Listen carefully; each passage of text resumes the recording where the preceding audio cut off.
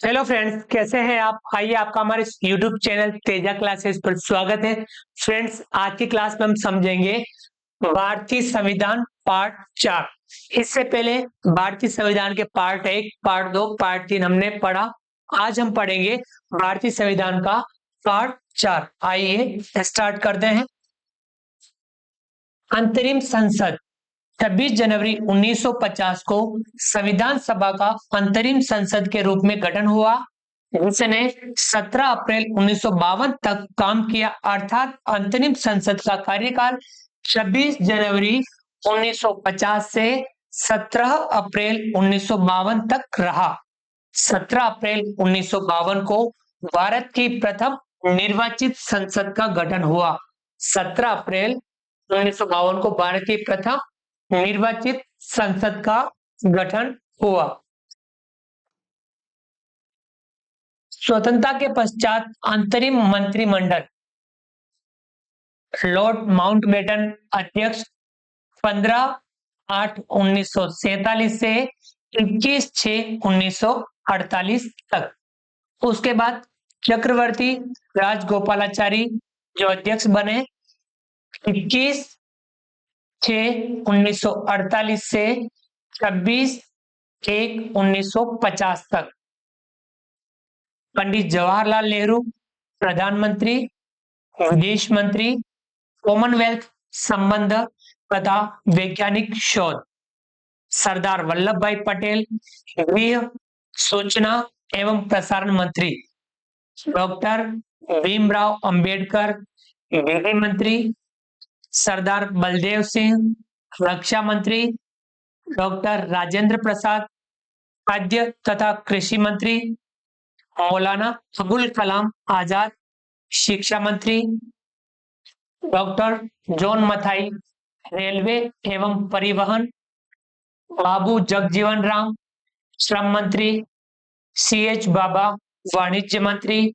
रफी अहमद किदवई संचार मंत्री। राजकुमारी अमृत कौर स्वास्थ्य मंत्री। RK सन्मुख चेट्टी वित्त मंत्री। डॉक्टर श्यामा प्रसाद मुखर्जी उद्योग तथा आपूर्ति। NV गाडगिल कार्य खनन तथा ऊर्जा मंत्री। ये इस प्रकार से स्वतंत्रता के पश्चात अंतरिम मंत्रिमंडल आया समझ में। आइए आगे बढ़ते हैं और इसको आगे हम समझते हैं। कैबिनेट मिशन के प्रावधानों के अनुसार संविधान सभा के निर्वाचनों के बाद तत्कालीन गवर्नर जनरल व वायसराय लॉर्ड वेवेल ने जवाहरलाल नेहरू को अंतरिम सरकार के गठन के लिए 14 अगस्त 1946 को आमंत्रित किया, जिसके फलस्वरूप जवाहरलाल नेहरू ने 2 सितंबर 1946 को 12 सदस्यीय अंतरिम सरकार का गठन किया, जिसका पुनर्गठन 26 अक्टूबर 1946 को किया तथा मुस्लिम लीग के कुछ सदस्यों को जोड़ने के बाद संख्या 14 हो गई। मुस्लिम लीग ने जवाहरलाल नेहरू के नेतृत्व में गठित अंतरिम सरकार का बहिष्कार करते हुए 16 अगस्त 1946 को प्रत्यक्ष कार्यवाही दिवस डायरेक्ट एक्शन डे के रूप में मनाया। फलस्वरूप पूरे देश में सांप्रदायिक दंगे शुरू हो गए। मुस्लिम लीग ने पूरे देश में अराजकता फैलाकर अंतरिम सरकार के कार्यों में व्यवधान डाला।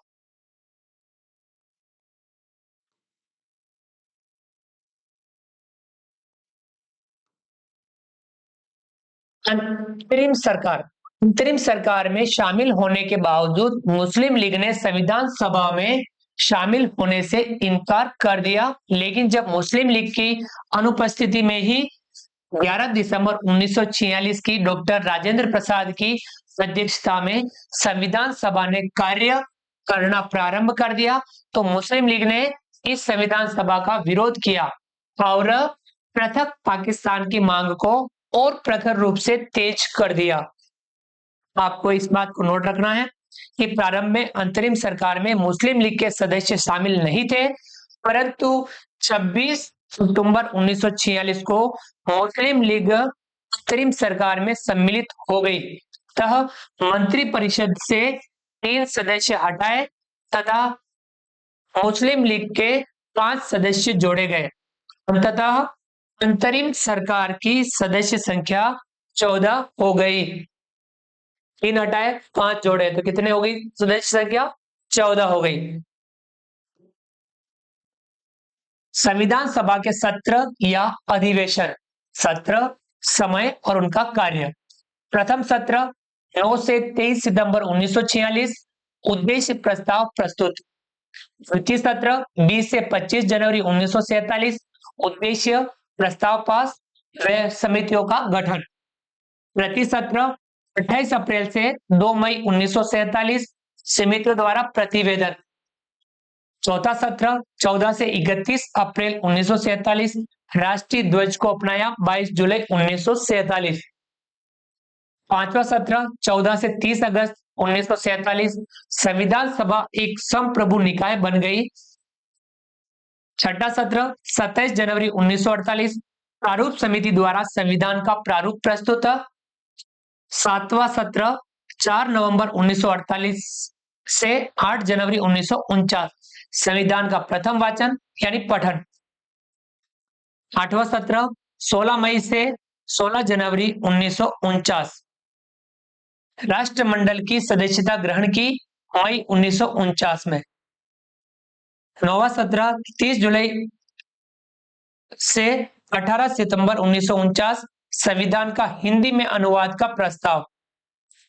10वां सत्र 6 से 7 अक्टूबर 1949, संविधान का दूसरा वाचन।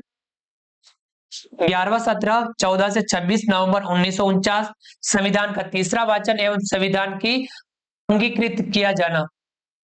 12वां सत्र 24 जनवरी 1950, राष्ट्रीय गीत व राष्ट्रीय गान को अपनाया। संविधान सभा की अंतिम बैठक, राष्ट्रपति का चुनाव। ये कार्य इन सत्रों में हुए। संविधान सभा में महिला सदस्य।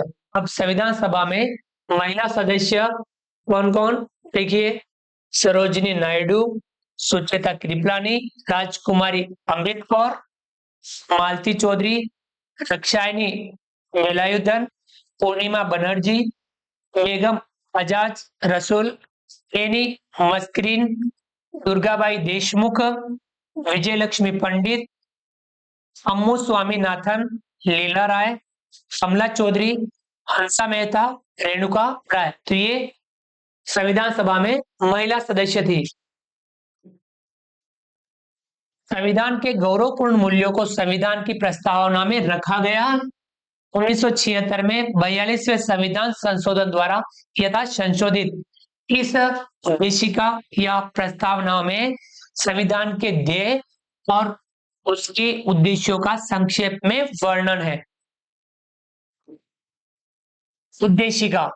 हम भारत के लोग भारत को एक संपूर्ण प्रभुत्व संपन्न समाजवादी पंथ निरपेक्ष लोकतंत्रात्मक गणराज्य बनाने के लिए तथा उसके समस्त नागरिकों को सामाजिक, आर्थिक और राजनीतिक न्याय, विचार, अभिव्यक्ति, विश्वास, धर्म और उपासना की स्वतंत्रता, प्रतिष्ठा और अवसर की समता प्राप्त कराने के लिए तथा उन सब में व्यक्ति की गरिमा और राष्ट्र की एकता को अखंडता सुनिश्चित करने वाली बंधुता बढ़ाने के लिए दृढ़ संकल्प होकर अपनी इस संविधान सभा में आज तारीख 26 नवंबर 1949 ईस्वी मिति मार्गशीर्ष शुक्ल सप्तमी संवत 2006 विक्रमी को एतद द्वारा इस संविधान को अंगीकृत, अधिनियमित और आत्मार्पित करते हैं। ये संविधान की उद्देशिका है। इस उद्देशिका में 1976 में हुए 42वें संविधान संशोधन द्वारा समाजवादी पंथ निरपेक्ष तथा अखंडता शब्द जोड़े गए हैं। उद्देशिका में केवल एक ही बार यानी 1976 में संशोधन हुआ। ये हमने संविधान के बारे में हमने पढ़ा। तो फ्रेंड्स, उम्मीद करता हूं कि आपको ये हमारी क्लास अच्छी लगी होगी। आपने ज्ञानपूर्वक पढ़ा, इसके लिए आपका बहुत बहुत थैंक्स। फ्रेंड्स, वीडियो को लाइक कीजिए, चैनल को सब्सक्राइब कीजिए और फ्रेंड्स तक वीडियो शेयर जरूर कीजिए। मिलते हैं अगली क्लास में नए वीडियो, नए कंटेंट के साथ में। तब तक के लिए थैंक यू, धन्यवाद, जय हिंद, जय भारत। आपका दिन शुभ रहे। Thank you.